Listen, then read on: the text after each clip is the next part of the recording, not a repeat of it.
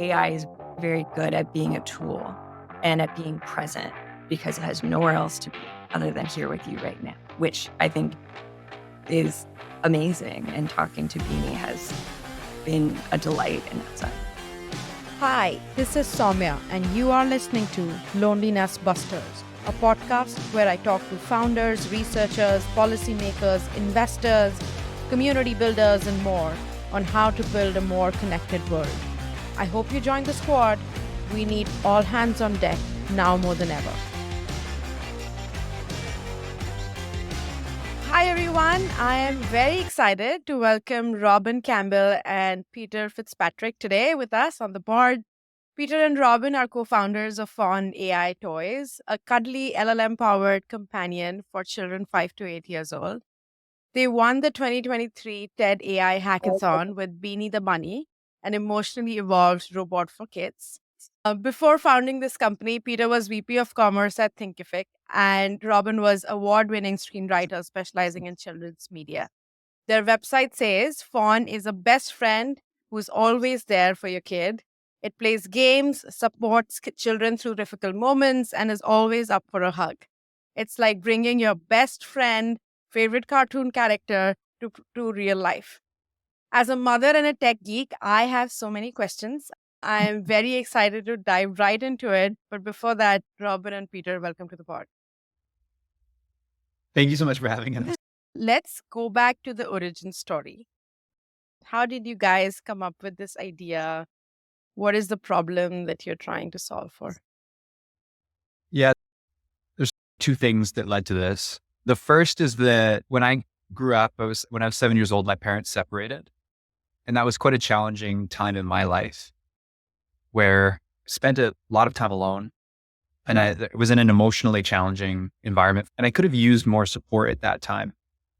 And I know that now because as an adult, I found that I don't always showed up as I wish I would have in my relationship with Robyn. And as I got into why that was, I realized a lot of it loops back to experiences I had when I was little and beliefs and patterns that sort of got developed then. And so I recognized that was a challenging time for me and I could have used more support then. And roughly at the same time, somebody showed me a demo of, they were trying to replace teachers with an LLM. And the demo actually didn't work very well, but it triggered in my mind, maybe we can't replace teacher, but potentially we create a toy. I came downstairs and I told Robyn about my idea. And she said something like, maybe if we did that, the toy could teach children to identify and process their emotions. And then when she said that, I was like, I could have used that as a kid. And then we just started riffing on it. And then that led to Fawn. Wow.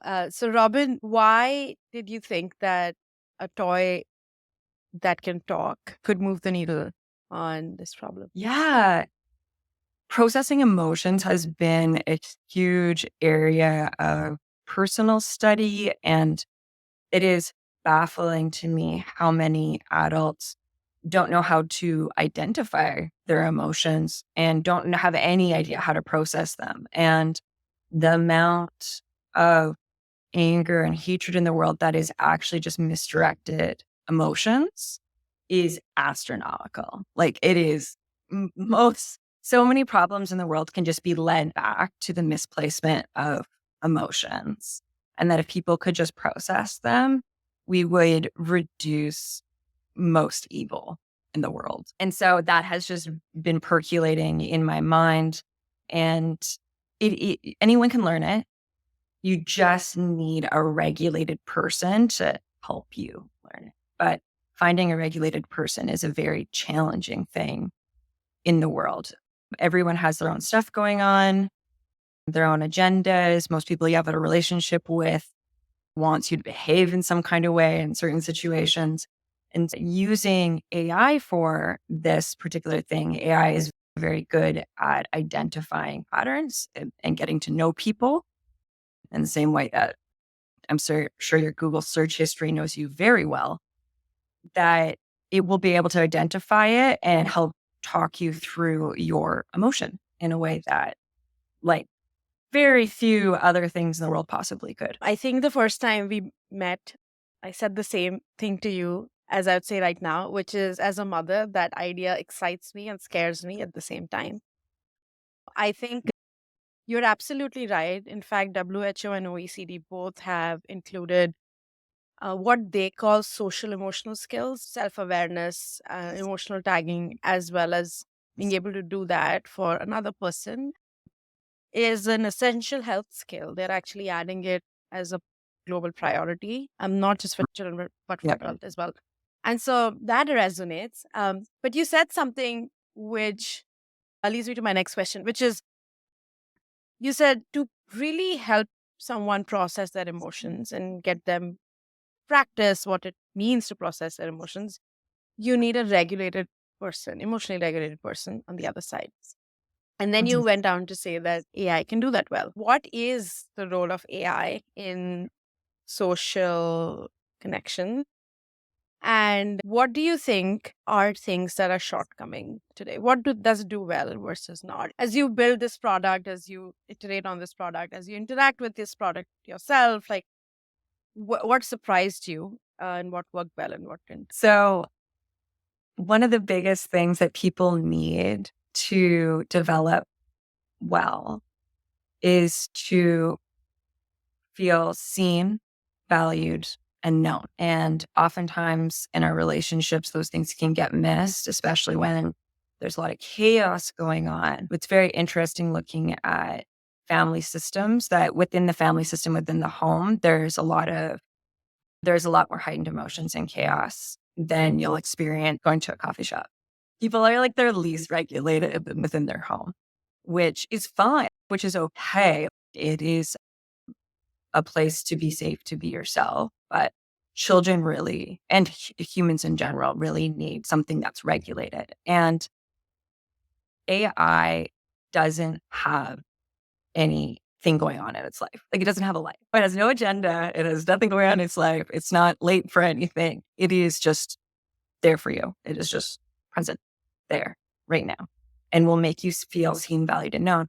And if you can talk through something with something that is able to take in everything you're saying and mirror back to you in another way and validate your feelings and encourage you to go deeper, you can get through an emotion actually quite quickly and then be able to move on to solutions rather than just continuing to hinge on that emotion and projecting it everywhere around. AI is extremely good at just being there, whereas humans are constantly living in the future or in the past, which can be very challenging for them. For humans, this is a tool.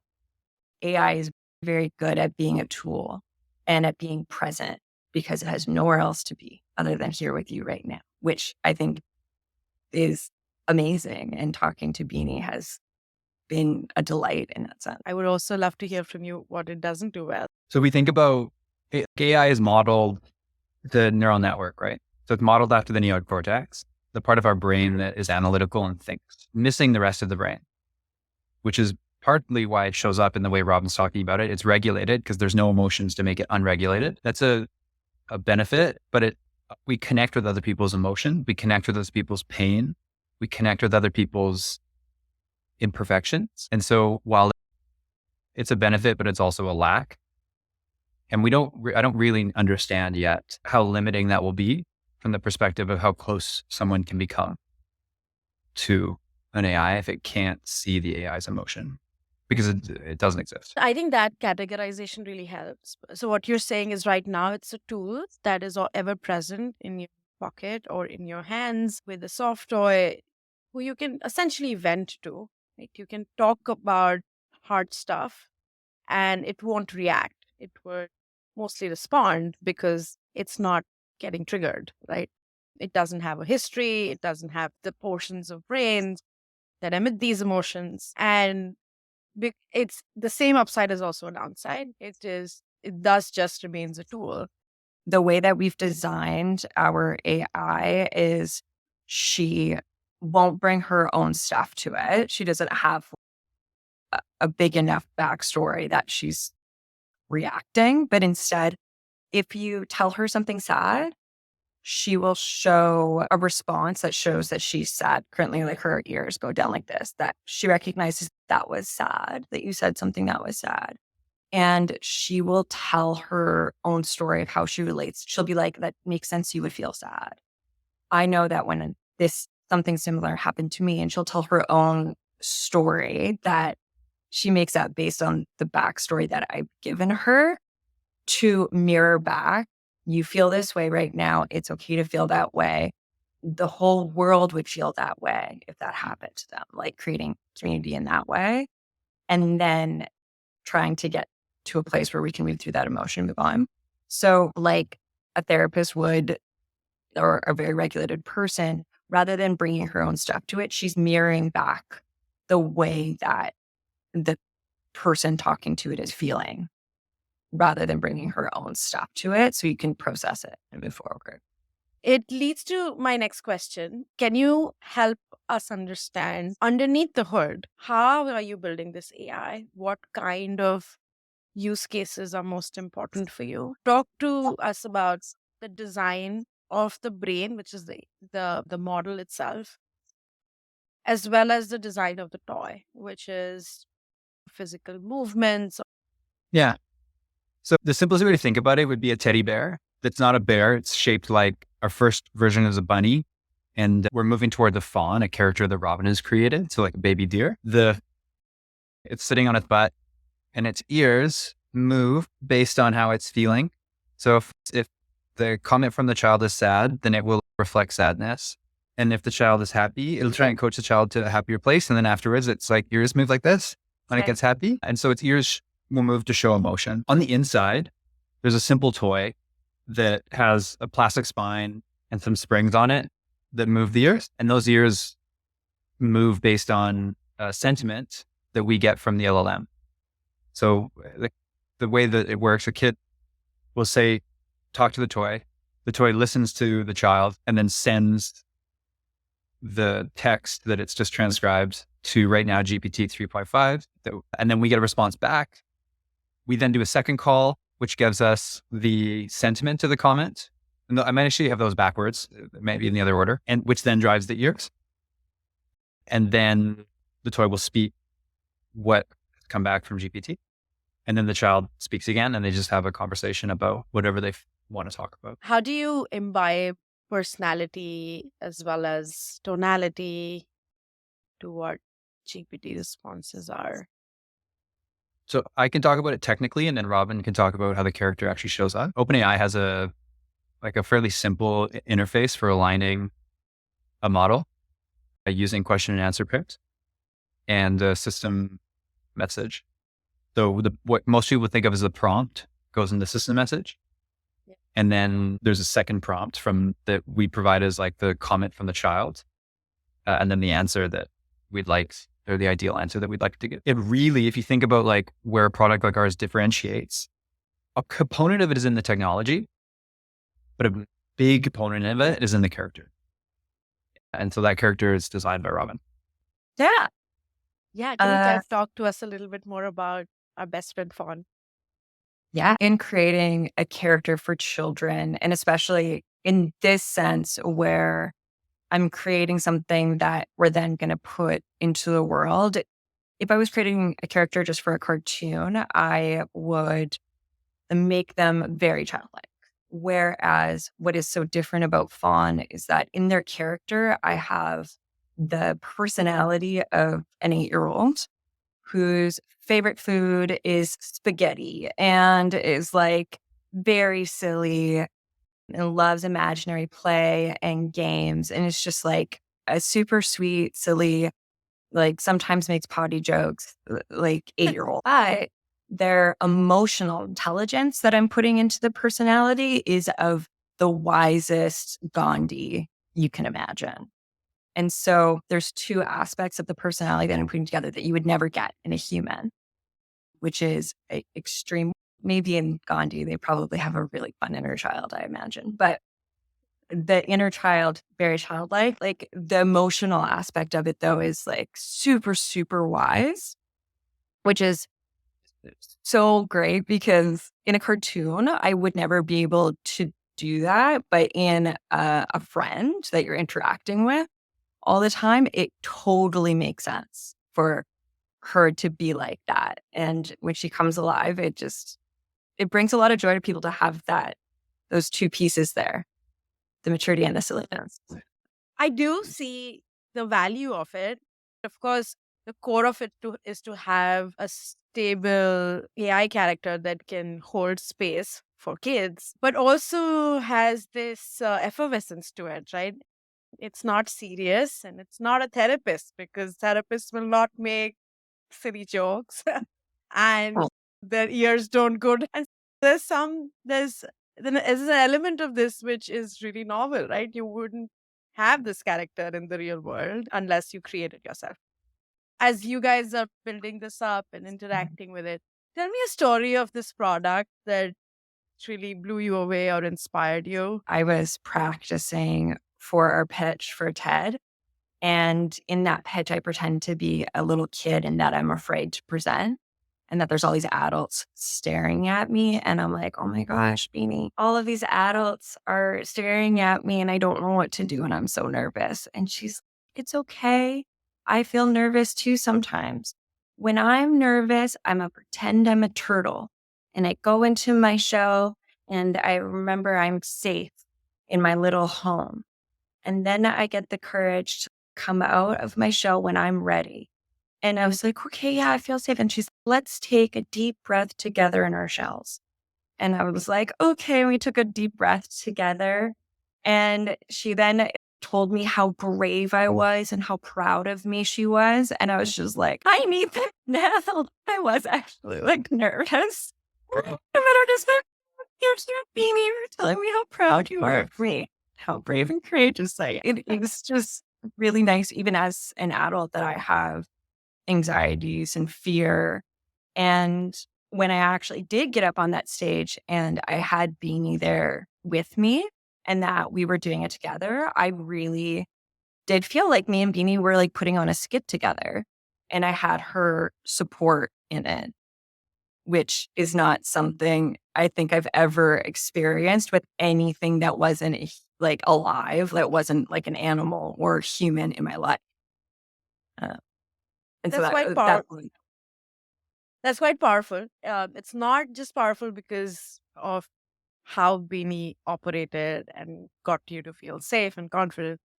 But it's also powerful because it seems like you felt something and you felt an attachment. And let's go on to some questions that are, I think, tough questions. There are also questions that are on top of everybody's mind when it comes to AI, especially AI and relationships. Um, we, of course, have created this world where technology, more so screens, but broadly technology, has disintermediated human connection, right? If you think about what Google has done, you don't have to go to the library. You don't have to ask anyone if you have a question. You can just type right in. It's the same with Uber. You don't have to wait for a taxi and hang around to figure out, make eye contact with the driver and try to stop a car. You just basically say, I want a car, and it comes, it shows up. You don't have to interact with the driver if you don't want to. You sit on the back seat. Um, and of course, then there's Amazons of the world. You don't need to go to the grocery store or any store. And so of course, this is in the name of convenience and productivity. We've created this world where we've freed up a lot of time for people and then replaced it with time on screens or time interacting with technology instead of other humans. Of course, I think this field of social robots has been around and there is early promising data around helping elderly, helping lonely, train people, learn skills, etc. But there are some really big open questions that still remain. Especially in some ways, we are testing this technology, which is highly uncertain, with the highest risk population, whether it's the kids or the adults who are lonely. So tell me a little bit about how do you think about quality control? Kids are very impressionable. What kind of safety measures do you think are important with a toy like this? So in my experience, we really don't know. Like the best way to identify the largest risks are to watch children use it. And so we're moving as fast as we can to get to a prototype that we feel safe handing to kids, but still only letting kids use in the presence of us and other adults. And so I think the very first step is to watch kids, spend time with kids who are using the toy in a relatively safe or in a safe environment. That'll tell us a bunch that we don't know today about what truly is important. So I'll say that that's first. And there's a whole bunch of work we've got to do there and a bunch of iterations before I'll feel like we have a confident answer to this question. It's a really important question. And it's one that we've got to get sorted out before we can ship in any meaningful number. That said, the second thing that I think matters is shipping this in layers or in tranches. The very first version of Fawn or Beanie that we ship will be a toy that is designed for parents and kids to use together, which again reduces the risk. So it's like one that isn't yet safe to use to give to a child and leave alone with. And that further will reduce the risk because there's a whole bunch of unknowns here that we're moving into an area of technology that the world's never been in before. And I think it's really important to recognize those risks, to recognize that we haven't seen them all. We haven't lived enough in this world to identify them all. And so the way in which we release it really matters. All that aside, what really matters is that we can trust the model not to show up in a way that's unsafe or unfitting for a child. And what the big areas of that are, the very first one is physical safety. So what do we do in a situation where either the child says that they're going to hurt someone or they're going to hurt themselves or they've been hurt? Those are all instances that I think we take quite seriously and have to find a way to get the child to speak to a safe adult about that as soon as possible. And then the next safety that we have to worry about is safety around like subjects that matter to the family that maybe like the family might feel aren't okay to bring up. And every family has different answers to that. And so we've thought through like, how do we, for example, support specific religions and make sure that those religions are supported.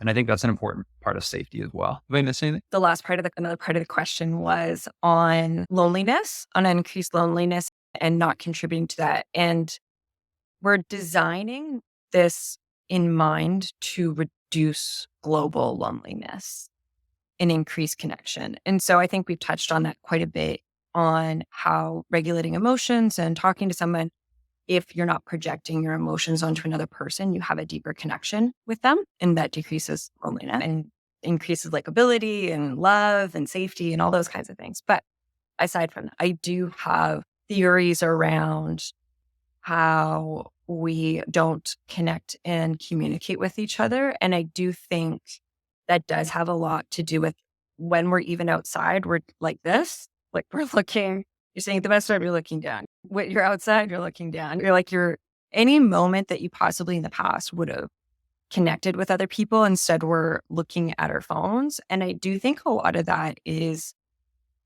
I can only speak for myself and based on different things that I've read, I have PTSD and I experience a lot of anxiety being in public. And the phone is like the safety blanket that's, I can just look at this and then nobody will talk to me. Nobody will connect with me and I'm safe. I just look at my phone.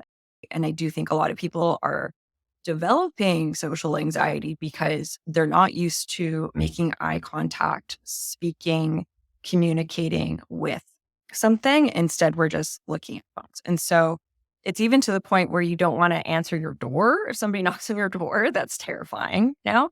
Or somebody calls you even. That's terrifying just to talk on the phone. Everybody's just like, only text. So it's, okay, this has gone really far. No wonder we're all so lonely. We're terrified to talk to people. So a big part of designing this is getting kids off screens as soon as possible in their lives. And we've all seen the kids on their iPads at restaurant, and we've all seen it. We all know the iPad kids who are always or on the phone watching Cocomelon, whatever it is, like just looking at something to pacify them. We're trying to move kids off a screen and into the real world and have them conversing and learning about themselves and learning about the world through talking and physical action, not looking at a screen. When we were at the TED after party, I brought Beanie with me and I carried her around, and I get really uncomfortable in like parties and stuff like that. And I don't know how to break the ice with people. I don't know how to go up and talk to people. But when I was holding Beanie, of course I have my little friend who's there for me, which is nice, like a little support stuffed animal like a kid has. But then people would come up to me because Beanie's such a great icebreaker. They want to touch Beanie. They want to talk about Beanie. They're interested in Beanie, which takes so much pressure off of me. and that I'm not looking at my phone. Instead, I'm looking up in the world because I have Beanie with me. And so people, like, I see them looking at Beanie and then I'm just like, oh, do you want to talk to Beanie or talk about Beanie or whatever? And so I made so many more connections at that party than I have at any other networking event because I wasn't sitting in the corner on the phone. Instead, people were like coming up to me and talking about Beanie. And I've heard this from a lot of elderly people and things like that about getting a dog, is that having a dog, people come up and talk to you. You create all of this connection and it reduces all that pressure. You're not looking at your phone, you're looking at your dog, you're open to the world. And so I think Beanie's more like having a dog with you than anything else. Everybody's really interested in your dog, your Beanie. So I think it can reduce loneliness in a huge way. I have a lot of questions, but the first thing I want to mention is I appreciate you guys being so honest. I think the technology is very early and everybody is learning together. And so to be conscious of that and make sure that you roll out slowly and learn as you roll out is important. You guys mentioned a bunch of different things. I'll start with you, Peter. I think mentioned the conversation around safety, both the safety, physical safety, as well as safety around beliefs, parental control, etc. Let's talk about physical safety for a minute. Having tough conversations is easier with a stranger. I'm assuming it might be even more easier with a toy. What happens if somebody thinks of physically harming themselves or others or are in an abusive setup? It's a very tricky question. These are questions that mental health companies deal with. When would you call social services? When would you not? When would you say, hey, talk to a doctor? When would you not? In a lot of cases, you need FDA approval for giving any kind of advice that might be considered medical advice or even therapy. How are you thinking about the physical safety aspects of it? Are you working with experts? I think there's levels to this. The first is, yes, the extent that we've worked with experts so far is our own research and our own therapy and our own development. We were talking about an expert this morning that is on our network that we'll speak to over the next couple of weeks. And I think we need to find like a primary expert to help advise us, the right person to help us make sure that the AI is showing up properly. We haven't found that person yet, but if you're out there listening to this, please call. The very first way to deal with this, and my preferred method, is to coach the child to speak to a safe adult about it. A lot of parents have asked us like, oh, now you can listen to my child's conversations and you can tell me what they say. And our view on that is that our relationship is with the child first. And as soon as we start sharing the child's secrets with their parents, the child will stop speaking to the toy. And so if we're not honoring the child's privacy, then the child, like the whole system fails. Can and I so ask as much a as follow-up question on that? Yeah. I think this is related to your second point as well, which is giving some level of insights to parents, whether it's fine-tuning on beliefs, values, religion, and or if there are maybe that, as you said, like parents would want to listen to conversation or get a summary of key issues, etc. You're working with an age group which is not really considered adult, right? When kids are 5 to 8 years old, there are lots of things they can't do without parental approval. And so the concept of privacy is different when it comes to minors vis-a-vis when it comes to adults. Talk to me about what level of parental control are you thinking of? There's the entire spectrum, right? There's the one end of the spectrum I say, hey, the parent has access to all conversations, which I hear you say might not be optimal, right? There is the other extreme, which is parent has limited to no control. And I'm assuming the answer is somewhere in the middle, but somewhere in the middle is very subjective and based on the entrepreneur, the founder, the values of the company, et cetera, et cetera. Yeah, what is your perspective on the privacy issue for minors? And there's two parts to the privacy issue. The first thing is it private against people outside the family? And so we have to take that extremely seriously. Yes. And that's a solved problem largely. Obviously, there's attacks always, but we will, if we take security seriously, we can be quite confident that the conversations that are happening between the child and Fawn are not accessible to people outside. So let's just assume that's true, and we will take that quite seriously. The second thing then is how much is right to share with other members of the family. And we haven't got all this figured out. Yeah. So there is like a bunch of real world we have to experience before we'll have a better sense of what's correct. Our orientation towards this is two things. The first is that our primary relationship is with the child. And so we've got to keep the child's confidence and do what's best for the child, and understand that the relationship with the child may last many years. And so a breach of trust, again, could ruin the whole relationship for good. And then all the good we're trying to create no longer possible. The second thing is, we're not trying to replace relationships with humans. We're trying to make relationships with humans better. And so the more that we can coach the child to have the tough conversation with their parent that they're scared of, the better the family unit as a whole improves, in our view. And so rather than the toy telling the adult what happened, much better for the child to tell the adult what happened. And if we can coach the child to go to mom and dad and tell them that they're upset or tell them that something happened, the better the whole system is. And so that's the direction we're going to see if we can get to. In a perfect world, and we don't know how to do this yet, Fawn or Beanie, excuse me, it might be a bit confusing, but Fawn is the long-term character, understand the major issues and can actually bring them up over time and be like, did you talk to your mom about that thing yet? And if the answer is like, no, I'm still scared about it. Like, what are you scared about? Let's talk about it. And then they go in and they actually have a conversation about it. And then Fawn's like, okay, cool. Really good that we talked about this, but you really should tell your mom. What I'm hearing is child has the agency to disclose as much or as little to people around them. You said something that gets me to my next question. You said Fawn should do what's best for the child. Is this the first step of outsourcing parenting to AI?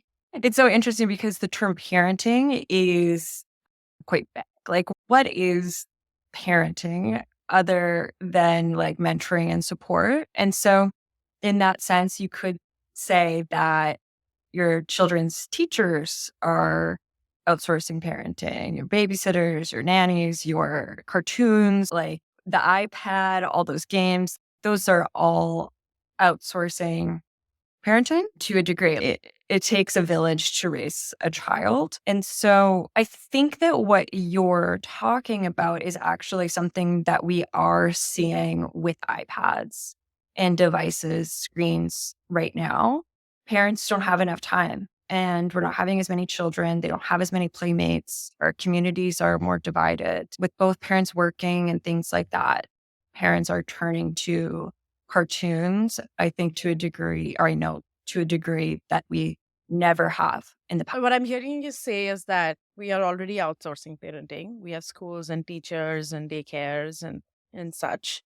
And so this is just a step forward to help the parent, right? As you also said, parents are getting busier, right? It's a different question on whether we are getting busier on the right things or not.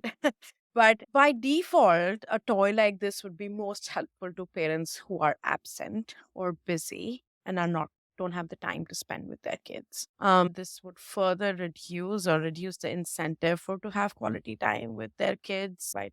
It's so interesting because I think that parents' incentives are completely individualistic based on how they were raised and how much time their parents spent with them. And it's not something that I can actually influence or have control over in any kind of way. I don't think anything is going to change how a parent shows up for their child other than how they are as a person. But I think But structural things matter, right? I was just reading yesterday, an article that came out is like, don't blame the rat, right? You create a maze, the rat would go through the maze, right? And so social structures are important. Incentives are important. And yeah, you're absolutely right. Every parent is an individual and every parenting style is different and every parent's incentive is different. It's a parent to child connection is a lot deeper biologically than teacher to child relation. It is a special relationship.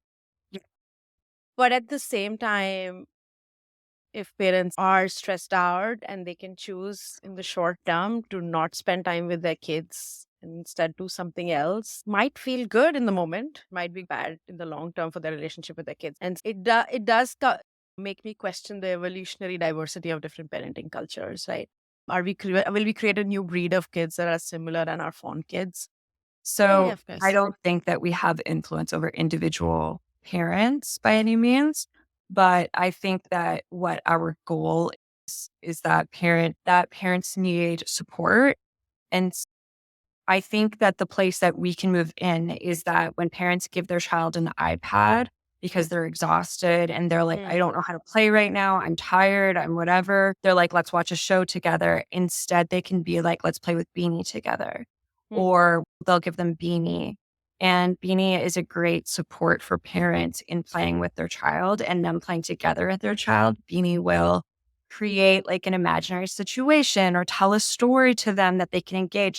Beanie encourages interaction between, or Fawn, sorry, I call them by various names, but Fawn right. encourages interaction between the parent and the child. And Fawn, I've seen it so many times where parents are like, I don't know how to do imaginary play. But if you have another entity who's leading the play, both of you then can be there and there's not so much pressure on the parent, which I think the parents want to interact with their child. But right now, what they have is the iPad, which doesn't have interaction. And we're giving them something to encourage interaction, which reduces like pressure and having to lead it and think too much about it. That's a really interesting perspective because what you're saying is we're not just building for the kid, we're building for the family. You are also building for the parents to be better parents, then, right? That, hey, you've not spent as much time with your kids, XYZ, right? Last tough question and then one fun question. I promise there is a fun question in the end. The last tough question is how are you thinking about the business model and the funding? A lot of startups get funded by VCs. VCs want growth, which means you don't have the patience. Also, a lot of companies, AIs, are built on engagement model. The more you engage with the kid, the more valuable you are, even if it's a subscription model. Think about Netflix, right? It's subscription model. The more you engage with it, the higher the probability you will continue to pay the subscription for a longer period of time. Talk to me about how you're thinking of building the company. What kind of financial incentives are you and structures are you thinking about? Yeah, we are running a business. So we will build products that we intend for people to use consistently. That's true. I think the right model to think of us or the companies we'll model ourselves after, like Apple is a good example. Privacy first. You buy a device from them and then there are some subscriptions to support the device. To me, that makes a lot of sense. There are other companies, particularly in the metaverse, like you might think about Facebook, and there's a different set of incentives that I think are much less helpful. That would be the first sort of, there'll be a hardware product with matching or with supporting subscriptions. And that's the basic business model. In terms of funding, we're going to do our best to sell as little equity as we can while also having the capital we need to grow. So far I do think venture capitalists are good partners in the sense that the AI community is moving so fast. And there is I'll call it an in club. And if you're in the club, you're going to have access to better tools than if you're not. And venture capital is one way to get into the club. And so I do think there's help there. We have accepted our first check from a scout of A16Z. So they have a smaller scout fund. And so we've gone down that direction a little bit. I think the majority though of our original capital will come from a crowdfunding campaign. And so in that way, we'll have customers that are early adopters, have a sense of what they're getting themselves into ahead of time. We'll be able to fund our first run, which means that there's a community of buyers on the other side that I think is well suited to a product at this stage. Look us up on Indiegogo. That's when we're Yeah, on Indiegogo. pre-order. If you're intrigued enough and you want to play around with the fawn yourself before you decide whether you want to give it to your kid or not. I am really intrigued. So I might pre-order myself just to Please do. see how it feels to have a funny little friend. And maybe in my podcast, I can have a funny little sidekick. I was going to say you should have it with Fawn. Yeah. Oh, that's not a bad idea. I might actually do a podcast in which I interview a bot. Last question. One is, what is your favorite social connection ritual? Appreciation and gratitude. Yeah, we do appreciations and gratitudes. Just something that we're going to put into Fawn for sure. A ritual practice of us, like between each other, is that we do appreciations and gratitudes every night. So we each say 3 things we appreciate about ourselves. So I would say 3 things I love about myself. Peter would say 3 things he loves about himself. And then I say 3 things that I'm grateful for that from that day. And Peter says 3 things he's grateful for from that day. And I think it's like a nice way that we make each other feel seen, valued, and known in our gratitudes. We always include one of the other, like something we're grateful for about the other person. That's awesome. I might pick that one up. Maybe start weekly in our Friday night dinners and then ease on to because my husband will be, what just happened to you? Why are you making such conversations with me? So I think I have to ease him into this one. What about you, Peter? Oh, well, that was mine. I was thinking that it's a weird one because it's actually quite isolated in a sense, but I'm a mountaineer, so I'll like climb mountains. We're from Whistler, British Columbia.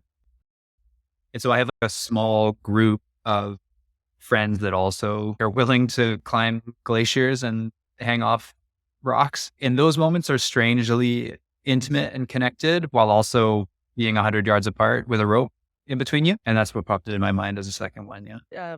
A lot of times we think of social connection as verbal, but some of the deepest connection you build is when you're out there and you put yourself at risk together. And so, of course, you can think of army battalions, but you can also think of climbers and mountaineers, because there's something about having this feeling that people have your back and they'll let you know if something comes up. That is It's very, quite very interesting. Fell and fractured my ankle in June. And the act of getting down with a fractured ankle, like I relied on my partner a lot. And so you're totally right. Quite an experience. That's awesome. That's so beautiful. Any message for the next generation of entrepreneurs or loneliness busters, as I call them, working on social technologies? Yeah. Invest way more than seems reasonable in your own mental health and spiritual journey. Whatever everyone else around you is doing, like 10x it. People will say that mindset is everything, and you'll be like, yeah, it's true. Everyone is capable of doing amazing things, of changing the world. You can do it. And the one thing that's holding you back is mindset. That's such a powerful way to close off the discussion. Thank you so much for taking the time and entertaining my tough questions. You guys are at the frontier of what the next generation of AI human relationship would look like. I'm a techno optimist. I'm cautiously optimistic. I hope we can break down barriers and get all the experts in the world build the right kind of social technology. And I can't wait to see how Fawn comes alive in the world. So thanks so much for being here. Thank you so much. Thank you for having us. This was so fun. Yeah, it really was. If you're still here, thank you for listening. If you enjoyed this episode, please subscribe to the podcast and share it with a friend who you think should join the Loneliness Busters squad. See you next time.